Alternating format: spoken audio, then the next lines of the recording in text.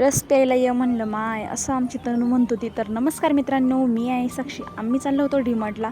एक आमच्या टीममध्ये ना खूप फास्ट आहे आणि एक पार स्लो आहे. तनू स्लो आणि कल्याणी फास्ट. तर अशा आम्ही तिघीजणी आहे आणि आम्ही तिघी पण गेलो होतो रिक्षाने. डीमार्टमध्ये उतरायच्या आधी आम्ही इकडं लांबच उतरलो आणि खुशाल बिनला जेवणी चालत गेलो. तिथं गेल्याच्यानंतर पहिलं खाल्लं. कल्याणी आमची विचारात पडली होती, कारण ती आहे डाएटवर, तिला घ्यायची ती कॉफी.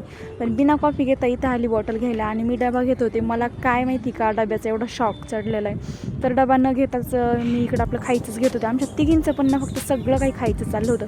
मला वाटत होतं हे फंटाची बॉटल घ्यावा आणि कल्याणी तर पार येडी झाली होती. सारखी म्हणत होती मला स्प्राईटची बॉटल घ्यायची. पण आम्ही न काय घेतच आलो. तिथं गेल्याच्यानंतर कपड्यांच्या सेक्शनमध्ये गेलो. काही घेतलं नाही, फक्त खायलाच आम्ही गेलो होतो, हे समजत नव्हतं.